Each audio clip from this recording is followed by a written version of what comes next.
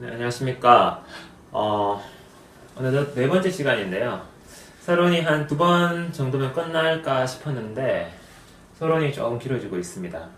염증의 정의에 대해서는 우리가 많은 비플에서도 염증에 대한 단서를 약간 드렸었죠. 태우는 것이다.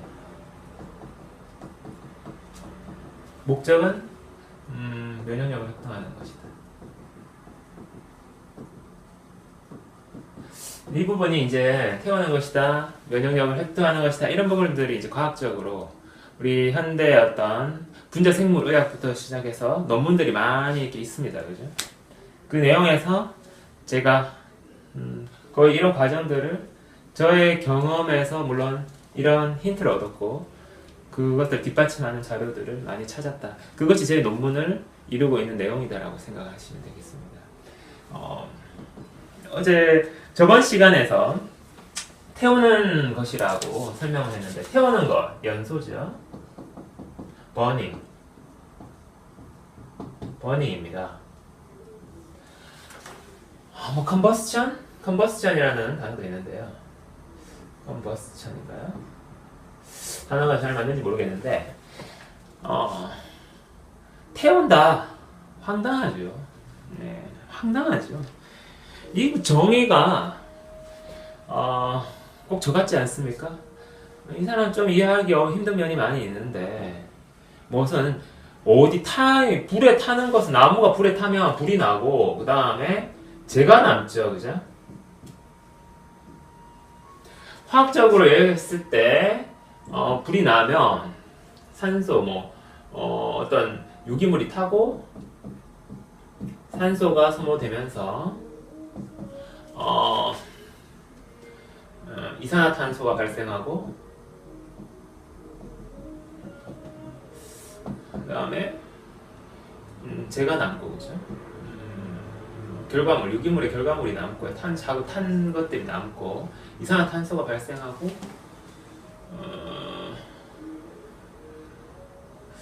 물이 생기나? 이거 제가 잘 모르겠네요. 물이 생기는 것 같기도 하고 물이 생기는 건 아닌 것 같은데, 하여튼 산소를 발생하고 이산화탄소, 우리 화학적으로 그런 거 많이 중고등학교 때도 많이 배우지 않습니까, 그죠? 산소를 솜하고 이산화탄소가 생기는 건데, 유기물에서 이렇게 탄소가 있죠. 탄소가 산소랑 만나서 CO2가 되는 겁니다, 그죠? 그리고 또 탄소가 또 남죠. 쟤도 탄소고 유기물도 탄소인데, 이 부분은 제가 조금 부족합니다만은, 이런 식이 연소라고 할 수 있는데, 연소라는 것이 왜 연소라고 할 수 있는 것인가? 제가 저번 시간에 중요한 개념을 설명을 드렸어요, 그죠? 염증의 상황과, 저번에 도식적으로 설명을 드린 내용이 굉장히 중요합니다. 염증의 상황과 염증의 결과. 염증의 상황과 염증의 결과. 염증의 상황은 좀 뭡니까? 우리 몸에서 일어나니까 저온 연소라고 할 수 있죠. 저온 연소 상황이고, 결과는 세포 손상입니다. 그죠? 손상된 세포가 남는 거죠. 그러니까 이 염증의 상황에서 염증이 사용되는 것은 주로 뭡니까? 손상된 세포는 과립부도 많이 있을 거고요. 그 다음에 그 조직도 있죠. 그 다음에 연소되는 것은 포도당 글루코즈죠. 포도당과 포도당이 쓰여지고 산소가. 그러니까 이게 이제 그거랑 비슷한 거죠. 어떤 잘 타지 않은 어떤 물체가 있을 때 여기다가 안 탄단 말입니다. 그랬을 때 이제 기름을 뿌려주면 기름이 타죠. 기름이 타는데 이게 완전히 안 타는 거면 그대로 있을 수도 있지만 약간은 이게 조금 이렇게 휜다든지 이런 어떤 변형이 생기죠. 그것이 바로 이 상황이라고 볼 수 있는데요. 기름이 타고 이렇게 어떤 잘 타진 않는 물체지만 세포 손상이 생깁니다. 저온 연소이기 때문에 그나마 손상이 적은 걸 겁니다. 저온 연소라는 건 무엇이냐? 이것이 이제 버닝이라는 건데,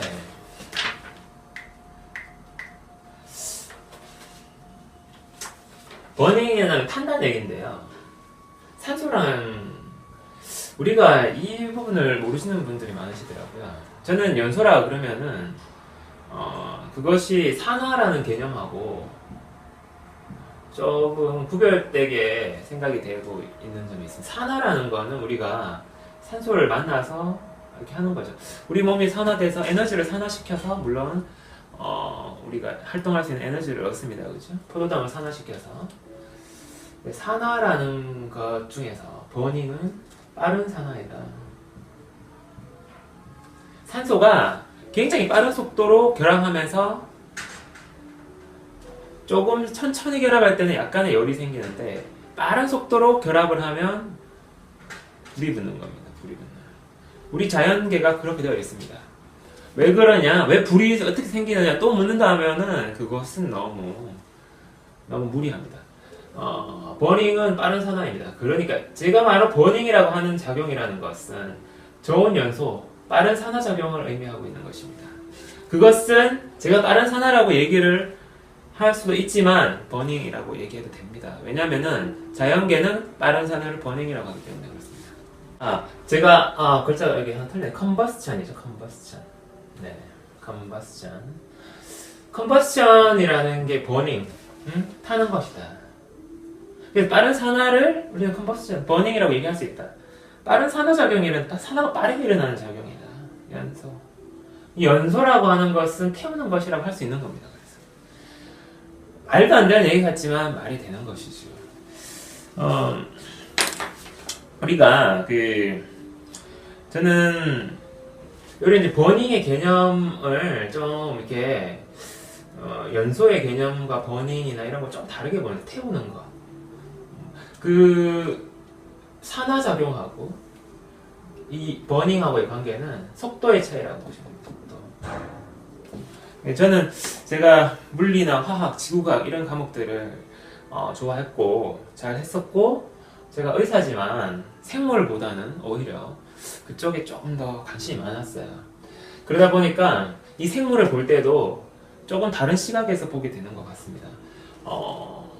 사람들은 버닝에 대해서 불이 붙는 현상에 대해 왜 불이 붙는지를 잘 모르지요. 그거는 저도 모릅니다. 그거는 그렇게 만들어진 건데요.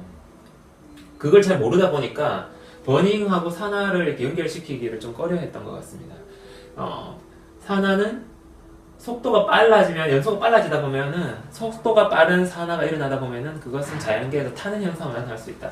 속도가 빠른 상황을 어느 정도 구현한 것이 염증이기 때문에 우리 몸에서도 이렇게 벌겋게 불나듯이 어떤 양상을 보이는 거죠. 연소다. 제가 이걸 처음으로 생각했던 거는 이제 전신의 급성염증이죠. 전신의 급성염증을 겪으면서인데요. 제 아들의 고열 독감을 겪으면서 이거 꼭 태우는 것 같다. 저도 제가 애를 키워보기 전까지는 고열 독감의 상황을 잘 본 적이 없었거든요. 이게 좀 꼭 태우는 것 같다라고 생각하게 된 겁니다. 그런 아이디어들이 결집이 돼서 제가 염증을 보는 어떤 이 정의를 만들어내는 건데 면역력 획득은 어떻게 해서 면역력 획득을 태움으로써 면역력을 어떻게 획득한다는 거야? 면역력을 어떻게 획득하는 거야? 이 부분에 대해서 제가 남잖아요. 만약에 이 면역력 획득하는 부분도 과학적으로 설명이 나중에 이번 시리즈에서 소개될 내용입니다만은 우리 자연계에서는 유기물을 태움으로써 재를 얻지만 무엇을 얻습니까? 석탄과 석유를 얻죠.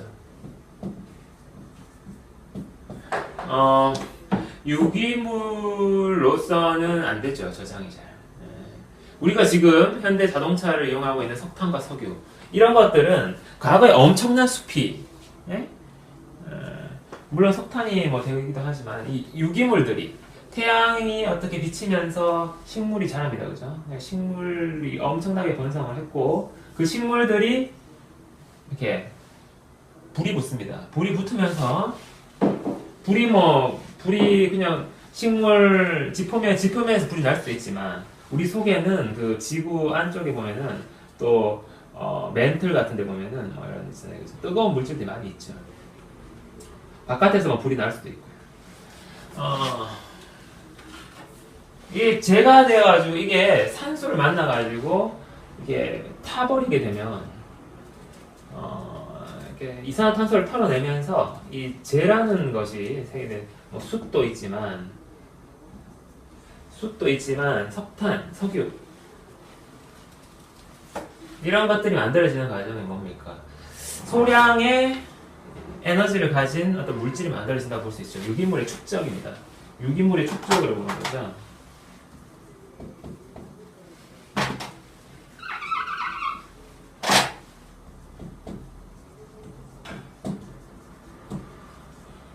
유기물의 축적. 유기물을 축적하는 방법은 태워서 재를 만드는 것입니다. 자연계에서.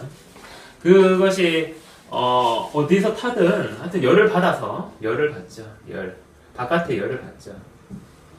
열을 받아서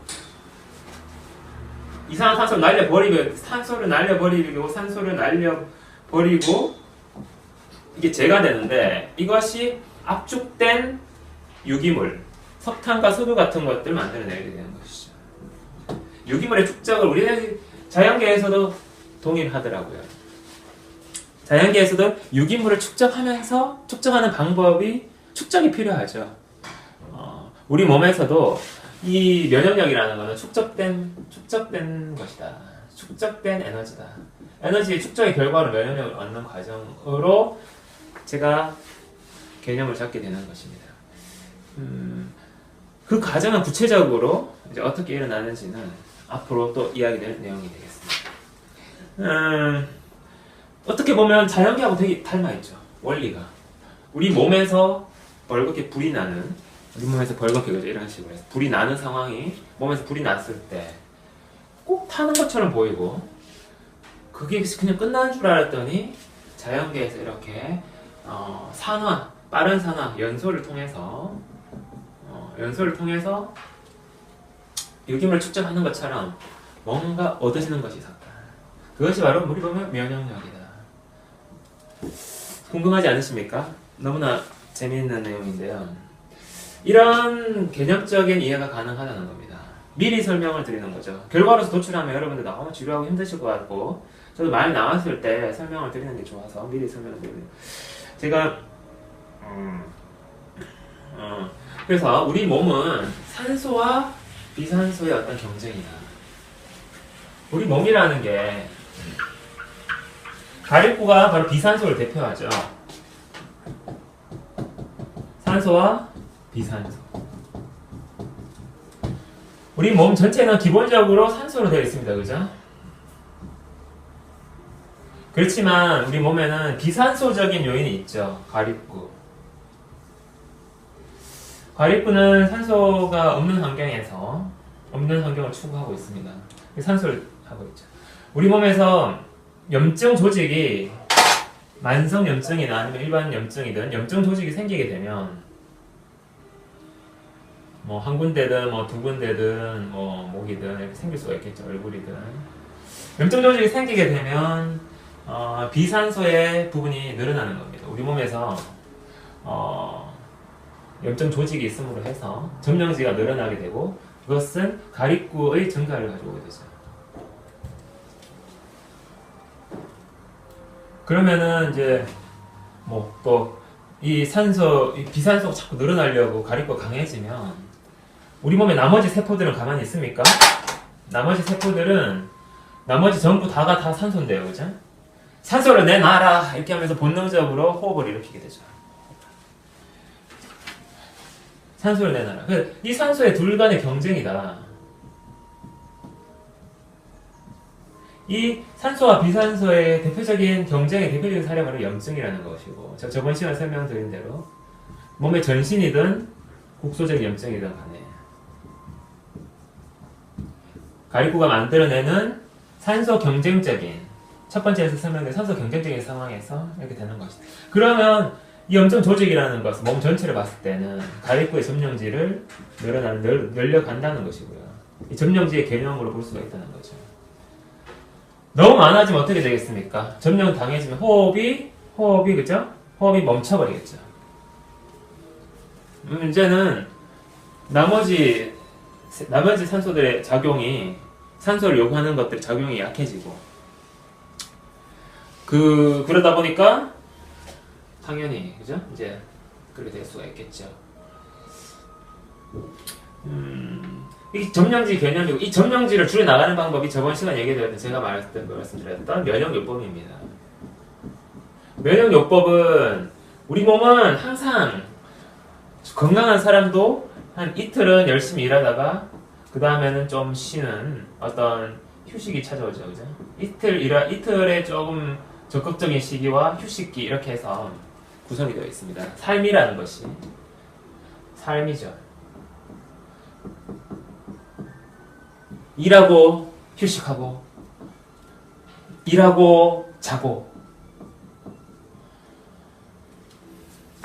한 이틀 정도는 프로젝트를 수행할 수 있습니다. 그렇지만은 휴식이 필요하죠.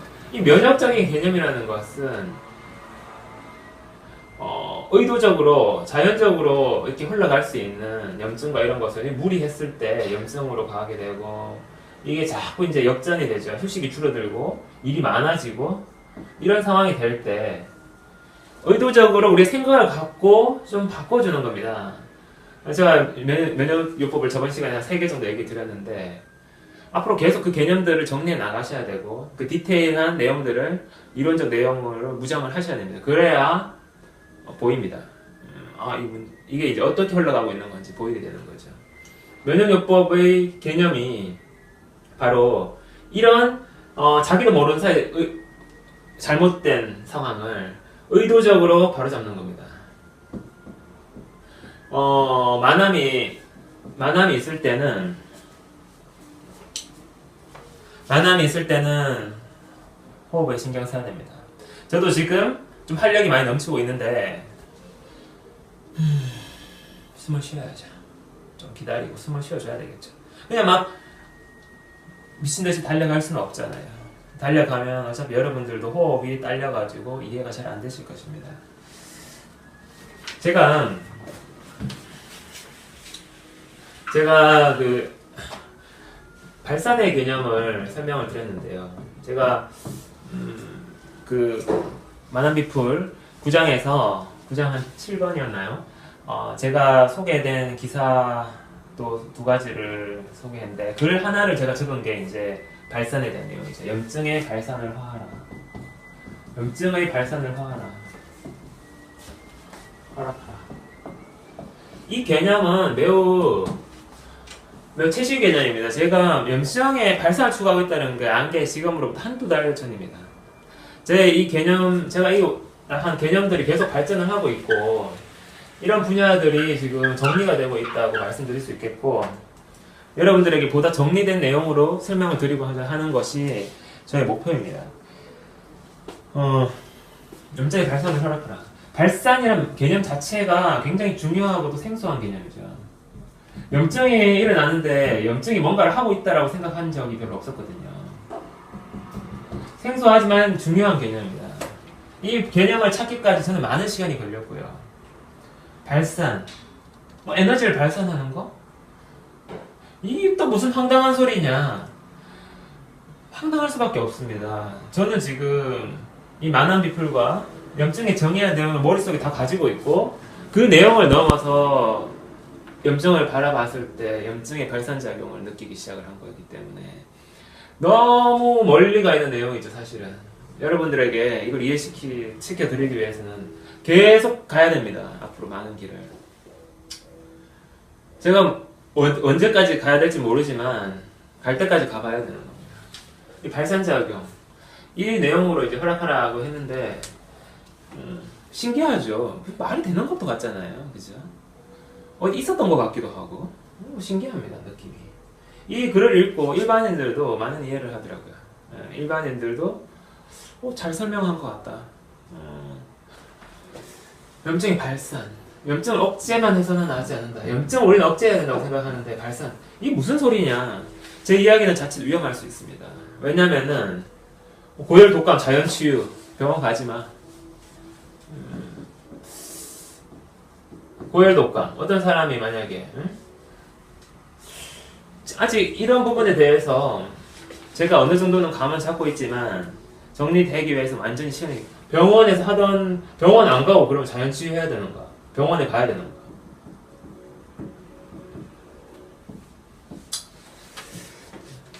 너무 극단적으로 보시지는 마십시오. 제가 얘기하면 그럼 좀 뭐 잘못된 거야 다? 사람들은 이해하기 힘들기 때문에 극단적인 선택을 하죠. 그렇지 않습니다. 병원에서도 제가 얘기하는 염증의 중요한 개념을 도입해야 될 것입니다.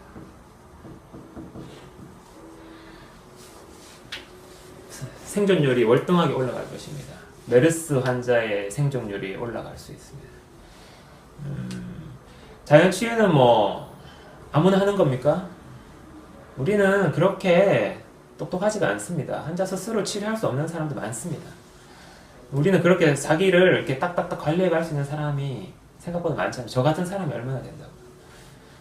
병원은 필요합니다. 제가 항상 얘기를 할 때 저도 이게 참 조심스러울 때 말할 때 주의를 많이 하는데요. 여러분들은 기다리셔야 됩니다. 정리될 때까지 기다리셔야 됩니다. 쉽게 단정 짓지 마시기 바랍니다. 일단 염증의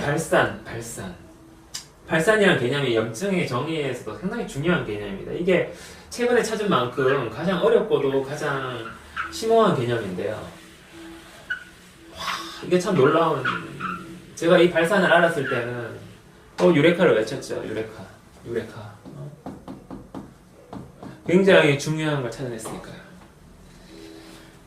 길을 계속 가다 보니까 그 끝에는 이 중요한 사실들이 하나씩 나타나기 시작하는 거죠.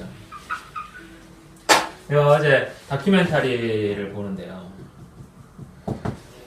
두 부족 이야기가 나오더라고요. 케이블 묘한 채널에서 사람들이 별로 안 볼 것 같은 프로그램을 어떻게 넘기다가 보게 되었습니다. 두 부족이. 강가에서 더운 지방에서 강이 있고 더운 지방에서 사는데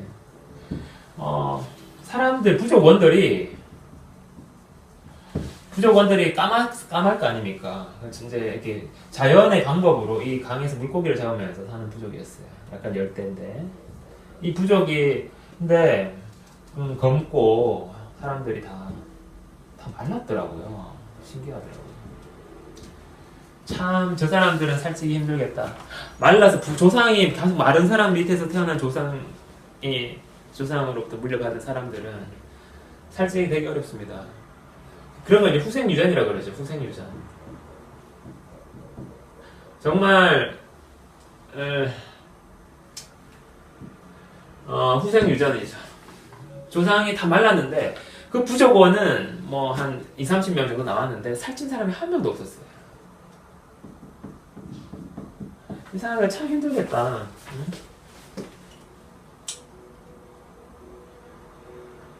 뭐 힘들 건 없죠. 살이 찌고 싶은 욕망을 가진 사람이 없어요. 힘들 건 없죠, 사실. 사람으로서 건강하게 잘 살고 있습니다. 그죠? 그렇지만 검고 말랐어요. 여자조차도 하물며 여자들도 다 말랐어요. 남자도 말랐고. 잘 드물죠. 여자들은 좀 살찌는 사람들 가끔씩 보이는데 그 프로그램이 뭔지 제가 정확하게 말씀 못 드리지만 근데 그 부족에서는 독특한 상황이 최근에 생겼더라고요. 옆에 있는 저쪽에 있는 강 아닌 쪽에 안쪽에 살고 있는 어떤 다른 부족이 있더라고요. 이름이 이 부족 이름이 있어요. 무슨 부족. 근데 다른 부족이 있는데 다른 부족은 이제 강가는 아니고 좀 안쪽에 살겠죠. 이렇게 해서 그죠? 뭐랄까 산이 있다고 해야 될까? 이게 다른 부족에 있는 거죠.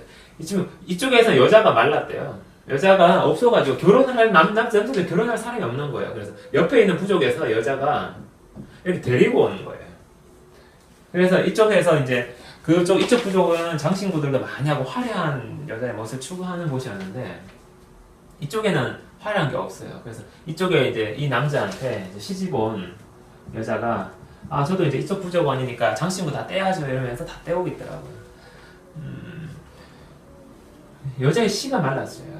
마른 사람이 많은데 여자가 없는 거예요. 여자가 자꾸 이제 줄어들다 보니까 아들만 자꾸 나는지 여자가 줄어들다 보니까 이쪽에 여자가 왔는데 놀랍게도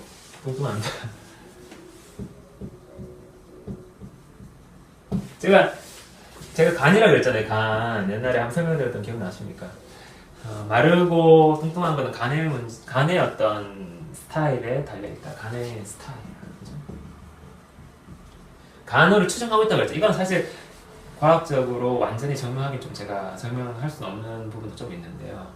제가 증명할 수 있는 것도 있고, 이제, 증명이라고 하기에는 여러분들이 또 다양하니까, 설명할 수 있고, 과학적으로 설명할 수 있다. 이 정도로 생각하겠습니다. 설명. 근데 이 부분은 제가 거의 이렇게까지 생각하고 있지만, 이 부분을 완전히 제가 만족할 만큼 설명을 드리지는 못해요. 그렇지만, 이쪽 부족은 이제 뚱뚱한 여자가 온 거죠. 이쪽 부족원에서 자세히 봤더니 TV에는 다 뚱뚱한 마른 사람은 나왔는데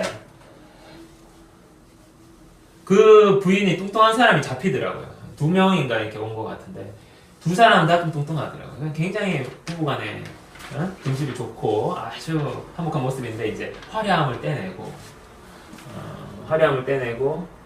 소박함을 덧입는 거죠.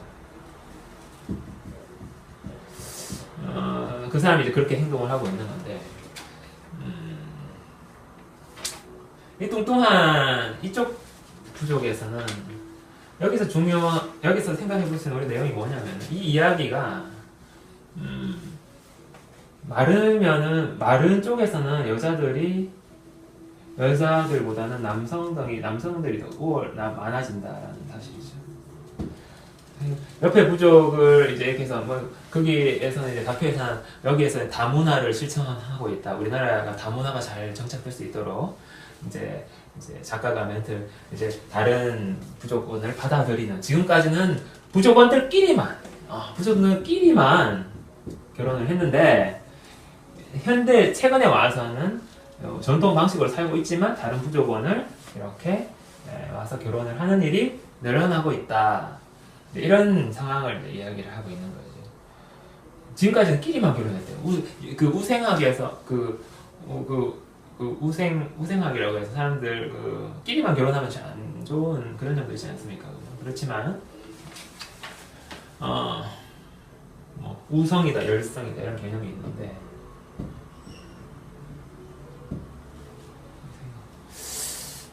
끼리만 결혼을 했었는데 그 문화가 깨어지고 있다, 그 전통이 깨어지고 있다라는 거죠.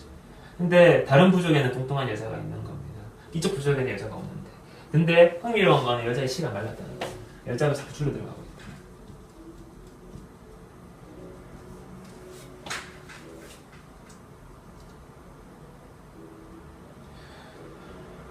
이렇게 살이 찌고 이러면 화려한 문화가 생기는 것도 재밌었고요. 살이 먹을 것이 약하고 항상 이렇게 척박한 곳에서는 소박함을 장신구 같은 것도 하지 않고 소박한 문화를 지니게 되고. 근데 뚱뚱함은 부교감의 상징이고요. 뚱뚱함은 부교감. 마른 것은 교감의 상징이거든요. 교감 신경이 발달한 거죠. 우리가 살찌는 것은 부교감하고 관계가 있다고 제가 보는데 살찌는 것이 부교감이라고 하는 사실은 과학적으로 밝혀진 사실은 아닙니다. rest and digest죠. 부교감에서 우리가 지금 과학적으로 현대의학에 제기하고 있는 건 rest and digest. 쉬고 휴식하는 것이 살과 관계가 있다. 아니, 부교감과 관련이 있다는 거지. 살이 찌는 현상이 부교감이라고까지는 사실 못 갔습니다. 근데 아보 교수가 그런 얘기를 하셨는데 부교감 신경이 발달하는 것은 마른 것과 관련이 있다. 근데 여자가 잘 안 나타나더라. 남자가 많이 나타나고 여자는 자꾸 줄어들어가더라. 남자가 많아지는 성비가 어긋나기 시작한 거죠. 자꾸 마른 사람이 자꾸 많아지다 보니까 성비가 어긋나기 시작하는 거죠. 반대는 뭐 비슷할 수도 있고 여자가 많아질 수도 있고. 근데 이 부족의 운명이 재밌던 거죠. 성비가 남자가 많아진다는 거. 물론 마른 여성분들 뭐 실망하시면 안 되는데요. 말라서 좋은 것도 제가 말라서 좋은 것도 있죠. 말라서 좋은 부분도 많이 있는데 뚱뚱함은 여성과 관계가 많고 마른 것은 남성과 관계가 많다. 물론 우리가 꼭 그렇게 태어나는 것은 아니다. 그죠? 그것은 어, 그것은 간에 대해서 영향을 받는 건데 뚱뚱한 성비를 유지하기 위해서는 마르고 뚱뚱한 것이 잘 조화를 이루어야 된다는 사실을 알 수가 있는 내용입니다. 물론 이것도 뭐 지금 제가 이야기로만 얘기했기 때문에 증명한 건 아닙니다. 그렇지만 하도 내용이 흥미로워가지고 제가 소개를 해드렸는데요. 자, 이 이야기는 여기까지 마치고요. 또 제가 어제 TV를 많이 봤어요. 그래서 다른 이야기를 또 하나 해드릴게요. 이야기니까 흥미롭게 들으실 수 있을 것 같습니다. 점점 이제 내모막당이 흥미로운 얘기들이 좀 많이 나오는 것도 같은데요. 뭐 기독교 채널을 하나 지나가다가 또 우연히 보게 된 이 부족 이야기를 보고 나서 보게 됐는데 뭐 복음주의 4인방이라고 해서 저는 뭐 기독교를 믿습니다만 이제 개신교를 한 적도 있었고 천주교에 현재는 귀의하고 있는데요. 그렇게 열혈 신자는 못 됩니다. 근데 제가 복음주의 4인방 이 부분들이 뭐 사실 기독교인 분들한테 굉장히 유명한 분들이거든요. 그러니까 기독교인이라고 하는 개신교인들한테 이제 개신교 채널이니까요. 그래서 사람이 뭐 자기 천주교 사람은 이런 거 관심 없는 분들도 많으시고 또 무교인 사람 관심 없겠지만 저는 좀 관심이 많아요. 다양한데 왜냐면은 개신교 일부 그 그룹에서는 굉장히 이렇게 지도자급인 분들이 나와서 이렇게 정은 아나운서하고 대담을 하고 있더라고요. 근데 여기서 이제 이 목사님이 나오셨고 또 다른 한 분이 또 나오셨는데 이 목사님이 어떤 작고하신 목사님이 계셨어요. 이분의 가장 제가 얘기를 안 드려도 그렇게 명예훼손은 안 되겠죠. 제가 직접 거론하는 거는 좋지 않을 것 같고 그 이분하고 굉장히 절친하셨던 작고한 아주 유명한 허 목사님이었나요? 어떤 작고한 목사님이 계셨어요. 작고한 목사님하고 이분 절친인데 이분에 대해서 평을 하는 거죠. 이분이 이 얘기를 왜 드리냐면은 암 때문에 드리는 거예요. 이분이 돌아가신 이유는 암이었습니다. 근데 이 목사님 이분에 대해서 평을 하는데 이분이 사실 때는 어떻게 살았냐면은 내일이 없는 것처럼 살았다. 정말 오늘 세상이 끝날 것처럼 굉장히 많은 일도 하시고 아침에 다른 분들이 이분에 대해서 얘기를 하면서 아침에 얘기를 하는 거하고 또 저녁에 얘기를 하는 거 또 새로운 아이디어가 떠올랐다고 하면서 또 얘기를 하시고 정말 내일이 없는 것처럼 이렇게 삶을 살아오셨다는 거죠. 저는 이제 그 내일 해도 되는 이분은 이제 약간 이렇게 살도 찌셔가지고 이분은 약간 마르셨어요. 내일 많이 마르신 편은 아니었고요. 그래 이분은 내일 해도 되는데 이런 부분이 그래서 좀 크게 이렇게 어떤 큰 그룹을 이렇게 운영하시는 운영자적 마인드가 좀 있으신 분인데요. 되게 훌륭한 목사님으로 알려져 있는 분입니다. 이분이 이제 평을 하시는데 내일이 없는 것 같다. 무슨 그런 일을 갖다가 너무 열심히 뭔가를 하고 엄청 빠르게 달려가는 사람이었다. 예. 제가 볼 때 뭐가 보이겠습니까? 그런 분이니까 암이 걸리는 거죠. 왜 그러냐면 내일이 없는 거는 내일이 없어 보이는 거는 죽을 가능성이 증가하는 거 그건 암을 통해서 죽는 것입니다. 이게 이제 과립구거든요. 활력 엄청난 활력과 마지막 촛불을 태우듯이 활활 타오르면서 엄청난 활동과 엄청난 생각과 막 이런 것으로서 굉장히 숨 가쁘게 왜 숨이 가쁩니까? 무산소가 많아서 그런 거죠. 산소가 부족하면은 머리가 너무 잘 돌아가고요. 머리 회전이 빠르고 왜냐하면 젖산 때문에 그렇거든요. 제가 세 번째 열쇠에서 말씀드렸죠. 과립구의 세 번째 열쇠 젖산. 활력이 엄청납니다. 과립구가 많으니까요. 과립구가 많으니까 점령두가 생기는 거죠. 암 환자분들 다 이렇게 옆에서 지켜보면요. 다 이런 공통점이 있습니다. 과활력에 의해서 암이 생긴다는 거죠. 이것도 흥미로워서 대담 프로 CGN인가요? CGN 대담 프로에서 이런 얘기를 하는 부분을 제가 보고 흥미롭게 봤습니다. 그래서 사랑은 오늘 내일이 없을 것처럼 너무 열심히 살면 안 된다. 좀 쉬었다가 내일 또 하자 그러면서 좀 연기도 하고 좀 바보처럼 멍 때리고 있고 제가 좀 이제 올해 수명이 좀 늘어나려는지 멍 때리는 시간이 많아졌어요. 어떤 때는 너무 머리가 안 돌아가지고 바보처럼 완전히 이렇게 있어가지고 몸이 이제 움직이기 막 싫어지고 이런 때가 많이 이제 생겨났거든요. 옛날에 비해서. 제가 아마 가리꾸가 증가되지 않았다면 공부를 잘할 수가 없었을 겁니다.